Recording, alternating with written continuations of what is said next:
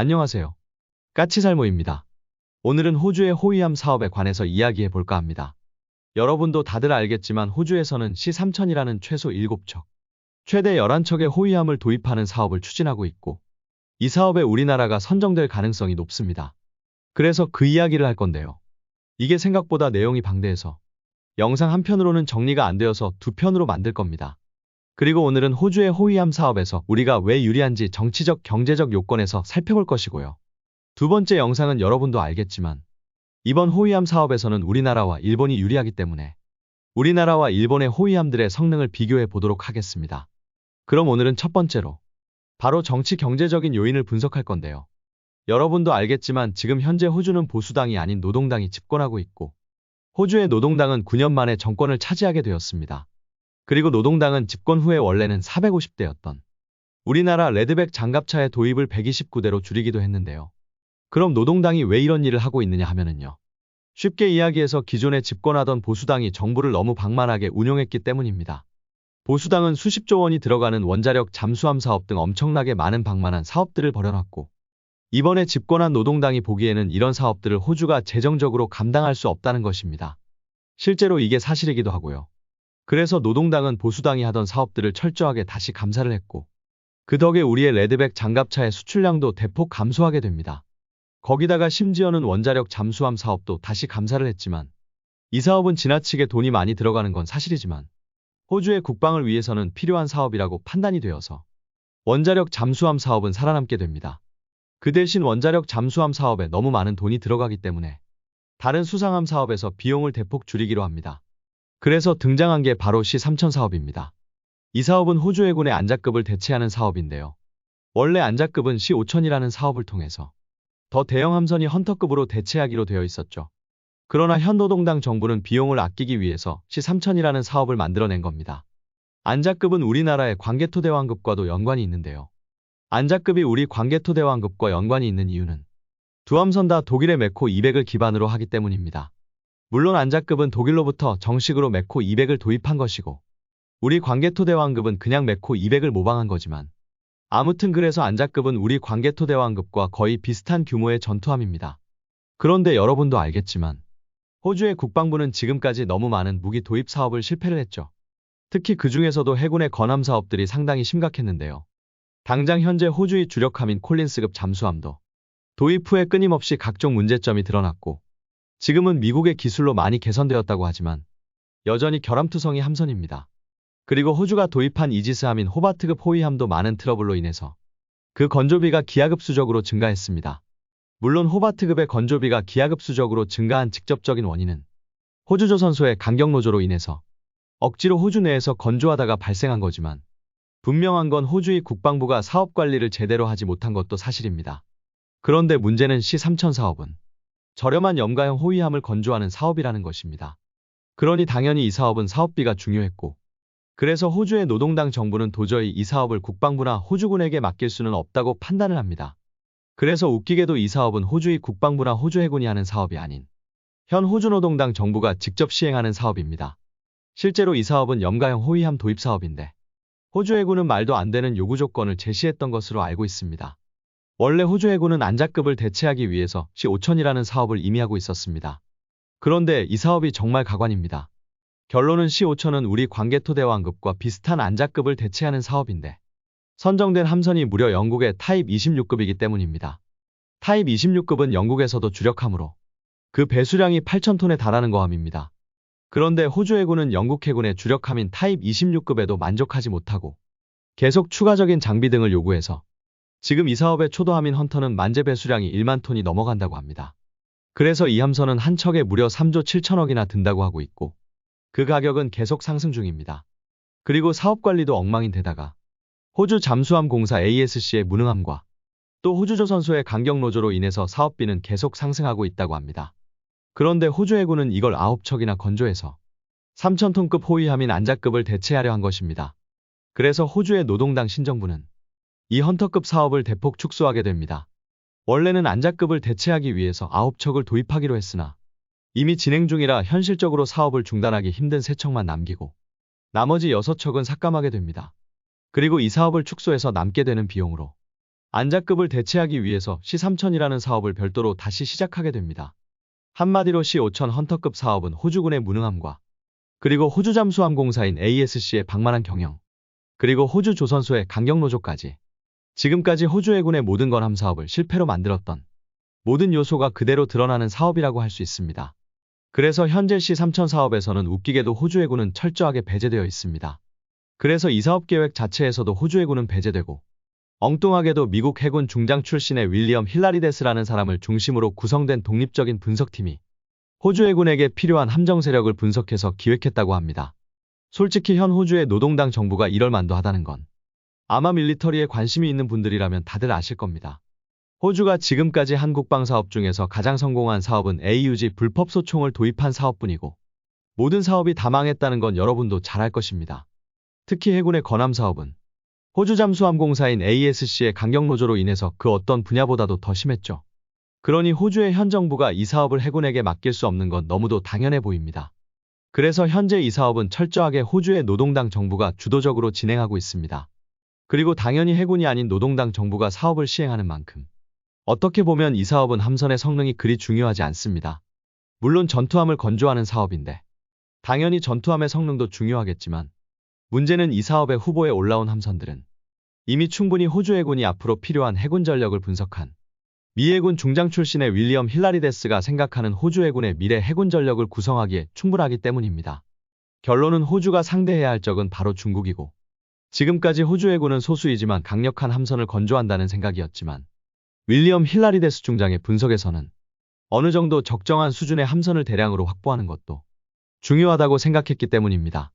당연한 게 지금 중국은 엄청나게 많은 함선을 건조 중이고 물론 이런 중국을 호주 혼자서 상대하는 건 아니지만 그래도 중국의 엄청난 많은 숫자의 함선을 상대하기 위해서는 소수 정예의 함선보다 적당한 성능의 함선을 최대한 많이 확보하는 게 유리하기 때문입니다. 그래서 이미 이번 사업의 후보에 올라온 모든 함선들은 윌리엄 힐라리데스가 주장한 새로운 호주 해군 전략에는 성능적으로 충분한 성능을 가지고 있기 때문에 각 함선들의 성능은 어쩌면 굳이 중요한 요소가 아닐 수 있습니다. 그럼 이 사업에서 가장 중요한 부분은 뭐냐? 호주는 호주 대륙이라는 대륙에 자리 잡은 국가이지만 솔직히 호주의 대륙 대부분은 비어있고 호주 사람들은 대부분이 호주의 해안 도시들에 거주하고 있습니다. 그래서 호주는 해양 국가라고 할 수 있는데요. 그래서 호주는 자국의 조선업 발전에 관심이 많습니다. 그러나 문제는 호주는 인구 숫자가 작고 자국의 조선업 관련 시설들도 긴 해안선에 넓게 분산 배치되어 있어서 조선업이 성장할 기반 능력이 떨어집니다. 그리고 조선소들의 강경노조 등으로 인해서 자동화 등 신기술을 받아들이는데도 문제가 많았고요. 그래서 결론은 호주는 이번 사업을 통해서 바로 조선 기술을 확보하고 싶어 합니다. 정확히는 단순하게 함선을 건조해줄 회사를 찾는 게 아니라 호주의 조선업 파트너를 찾는 거라고 해도 무방할 것입니다. 그래서 물론 당연히 함선의 성능도 중요하지만 이번 사업은 결론은 누가 얼마나 우수한 조선 산업을 가지고 있느냐가 관건이라고도 할 수 있습니다. 그래서 물론 이번 사업에는 독일의 메코 A200이나 스페인의 알파 3000 등 유럽 국가들도 후보에 올라왔지만 당연히 유럽 국가들은 우리나라의 조선 산업에 비해서는 많은 부분이 뒤떨어져 있기 때문에 선정될 가능성이 높지 않습니다. 더욱이 지정학적으로도 유럽 국가들은 호주와 거리상으로 많이 떨어져 있기 때문에 호주의 조선업 파트너로서도 적당하지 않죠. 그래서 지정학적으로도 가깝고 조선 산업 경쟁력도 유럽 국가들에 비해서 월등하게 높은 우리 한국과 일본이 이번 사업의 강력한 후보라고 여겨지고 있는 것입니다. 더욱이 호주는 주요 적대 국가가 중국이고 이 중국과의 전쟁에서 같이 싸워줄 수 있는 실질적인 동맹국인 우리 한국과 일본을 선호하는 것입니다. 한마디로 유럽 국가들이 정치적인 이유로 유럽산 무기를 선호하는 것과 마찬가지인 겁니다. 그래서 이번 사업에는 우리 한국과 일본이 유리한 것인데요. 그 중에서도 특히 우리 한국이 일본보다 더 유리한 이유가 있습니다. 우선 이번 노동당 정부는 자신들이 집권하는 동안 이 사업을 진행하기를 원하고 있습니다. 이게 무슨 말이냐면 현 노동당 정부가 다음번 선거에서 집권당을 상실해서 다시 보수당이 집권할 수도 있는 것이기 때문에 현 노동당 정부는 이 사업을 최대한 빨리 진행시켜서 보수당 정권이 다시 집권해도 이 사업을 망치는 걸 막고 싶어 하는 것입니다. 그래서 현 노동당 정부는 다음번 선거가 있는 2025년 5월 전에 사업을 확정하고 사업이 확정되고 4년 안에 세 척의 함선을 납품받기를 원하고 있습니다. 그래서 세 척의 함선을 호주 현지에서 건조하지 않고 우리나라에서 직접 만들어서 수출하는 방식을 선택합니다. 아마 여러분도 이게 얼마나 파격적인지 잘 아실 겁니다. 호주는 과거부터 조선소의 강경노조와 이에 야합하는 정치인들 때문에 초도함이 아닌 함선들을 해외에서 대량으로 직도입을 하지를 않습니다. 그런데 이 사업은 현재 예산이 확정된 세척을 전부 해외에서 건조해서 도입한다고 합니다. 한마디로 이건 호주의 노동당 정부에게도 정치적으로 상당히 부담이 될 수밖에 없음에도 이런 결정을 한 겁니다. 그만큼 호주 정부는 이번 사업을 빨리 진행하기를 원한 것입니다. 그리고 건조 시간을 아끼기 위해서 호주의 CEA 테크놀로지의 CEA-FA 레이더와 심지어는 호주의 세해부 오스트레일리아사가 스웨덴의 사브사와 공동으로 개발한 9LV 전투정보 시스템도 장착을 요구하고 있지 않습니다. 이 두 시스템은 제가 봐도 상당히 훌륭한 시스템들입니다. 우선 CEA-FAR 레이더는 지금 현재 안자급 호위함의 개량 사업을 통해서 탑재되어 있는 듀얼밴드 레이더로 S밴드와 X밴드로 이루어진 A사 방식의 레이더로 어떻게 보면 우리 충남급이 S밴드의 단일 A사 레이더만을 선택한 것에 반해서 듀얼밴드를 사용하고 있어서 우리 충남급보다 더 우수하다고도 할 수 있는 레이더입니다. 현재 안자급은 이 레이더로 10개의 목표에 대한 동시교전 능력을 가지고 있습니다.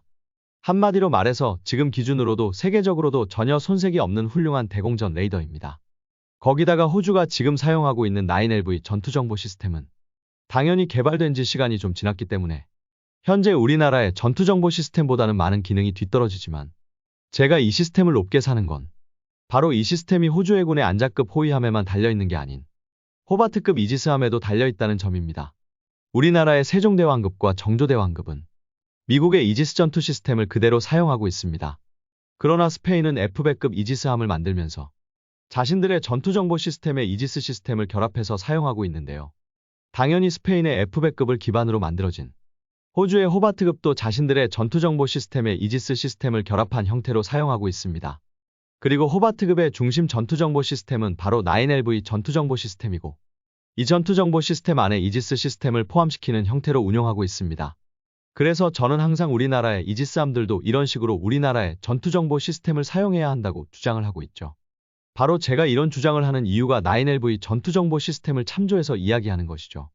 그래서 호주는 현재 이 9LV 전투정보 시스템을 호바트급이나 안자급 전부에 다 사용하고 있습니다. 그럼에도 호주 정부는 이 9LV 전투정보 시스템의 사용까지도 포기해버린 것입니다. 그만큼 이번 사업은 호주가 요구하는 함선을 빨리 건조할 수 있는 게 중요하고 호주 정부는 사업자 선정 후에 4년 안에 세척을 전부 인도받기를 원하고 있는 것으로 알고 있습니다. 솔직히 유럽 국가들은 이 부분에서부터 다 탈락입니다. 왜냐하면 계약해서 4년 안에 세척을 납품하려면 엄청난 빠른 건조가 이루어져야 하는데 유럽의 조선소들은 사실상 불가능하기 때문입니다. 그리고 어떻게 보면은 이 부분에서는 일본도 탈락이라고 할 수 있습니다. 왜냐하면 일본의 조선소들은 이게 가능할 것으로 보입니다만 문제는 일본의 경직된 사업 진행 때문에 빠른 의사결정과 건조가 힘들기 때문입니다. 거기다가 이번 사업은 무엇보다도 건조 비용도 중요한데요. 결론은 호주의 노동당 정부가 해군의 전투함 건조 사업에 정작 해군을 배제해버리는 강경수를 쓴 이유가 바로 호주 해군의 지나친 건함 계획으로 인해서 모든 사업이 사업비가 폭증하고 있기 때문이기도 합니다. 그래서 당연히 얼마나 함선을 싸고 빠르게 건조하냐가 이번 사업의 핵심이고 그래서 건조비 면에서도 일본보다는 우리가 더 저렴하기 때문에 우리가 더 유리합니다. 그리고 호주 정부는 한때 우리 한화가 인수하려 했던 호주의 오스탈사도 이번 사업으로 살리길 원하고 있습니다. 이게 무슨 말이냐면 호주의 오스탈사는 미국의 조선소를 가지고 있고 그리고 이 미국의 조선소에서 LCS 연안함을 건조하고 있습니다. 그런데 여러분도 알겠지만 미국의 LCS 사업은 완전히 폭망했고 그래서 LCS 발주량도 대폭 줄어들면서 오스탈사가 경영난에 시달리게 되고 그래서 우리 한화가 인수하려고도 했던 것입니다. 그래서 호주 정부는 미국의 MRO 사업에 참여하는 건 물론 이 오스탈사와 함께 미국의 군함 건조 사업을 수주해 줄 것을 희망하고 있습니다. 그리고 당연히 이건 우리에게도 어느 정도는 필요한 부분입니다. 왜냐하면 한화는 미국의 필리조선소를 인수했지만 필리조선소는 단 한 번도 군함을 건조한 적이 없고 대형 전투함을 건조할 만한 설비도 없습니다. 그에 반해서 호주의 오스탈사는 미국의 대형 군함을 건조할 능력이 있는 조선소를 보유하고 있기 때문에 오스탈사를 우리가 인수할 수 없다고 해도 이 오스탈사와 미국의 군함 건조 사업에 공동으로 도전하는 것도 가능하기 때문입니다. 더욱이 한화뿐만 아니라 현대는 아예 미국에 아직 정식 법인조차도 없기 때문에 만일 현대가 미국에서 군함을 건조한다면 바로 미국 현지의 법인과 조선소를 가진 협력사가 필요한 것도 사실입니다. 그래서 오스탈사와 우리 업체가 손을 잡는 것도 좋은 방법이라고 생각을 합니다. 그래서 분명 이번 사업은 유럽은 물론 일본보다도 우리가 압도적으로 유리한 사업이라는 것입니다. 그런데 문제는 현재 이 사업에서는 유럽이나 일본 같은 다른 나라와의 경쟁이 문제가 아니라 바로 현대와 한화의 경쟁이 더 문제가 되고 있습니다. 이게 무슨 말이냐면 호주 정부는 현재 이 사업에 5개 회사를 후보로 결정을 했는데요. 그 후보들을 보면 스페인의 나바티아의 알파 3000, 그리고 독일의 IODS의 메코 A200, 그리고 일본의 모가미급, 이렇게 3개 회사이고 나머지 2회사는 바로 우리 현대와 한화입니다. 한마디로 우리나라는 2개 회사가 각각 후보에 들어간 것입니다. 그런데 문제는 다른 나라는 다들 단일 후보인데 우리나라만 2개 회사가 참여하고 있다는 점입니다. 일본만 해도 여러 회사가 협력해서 이번 사업에 참여하고 있는 것으로 알고 있습니다. 그리고 일이 된 이유는 굳이 제가 말하지 않아도 다들 아실 겁니다. 2회사가 전혀 협력을 하지 않고 호주의 사업에 동시에 진출했기 때문입니다. 그런데 문제는 일이 되면 우리 정부 차원에서 지원을 하는 게 사실상 불가능합니다. 정부 차원에서 지원을 해주려고 해도 2회사를 공동으로 지원하는 건 말도 안 되고 한 회사만 지원해야 하는데 당연히 형평성에 어긋나기 때문에 그래서 우리 정부 차원에서 이번 사업을 지원하는 게 현재로서는 불가능합니다. 그리고 당연히 원래라면 현재 이 사업은 일본의 모가미급보다 더 낮은 가격만 써내면 우리가 될 게 거의 확실한데 우리는 2회사가 이 사업에 진출하고 있기 때문에 서로가 상대 회사보다 더 낮은 가격을 써내려 할 거라는 것입니다. 한마디로 출혈 경쟁을 할 거라는 이야기입니다. 그래서 이번 사업은 우리나라가 압도적으로 유리한 게 사실이지만 만일 우리나라가 이번 사업에 선정되지 못한다면 우리가 선정되지 못하는 이유는 100%로 우리의 양대 조선소인 현대와 한화가 협력하지 않아서라고 할 수 있을 것입니다. 그렇기에 이번 사업의 최대 변수는 일본의 모가미급도 그리고 유럽 회사들도 아닌 바로 우리나라 회사들 자신들입니다.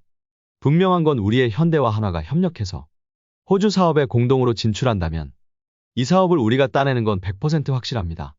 그런데 지금 그러지 못해서 문제인 거죠.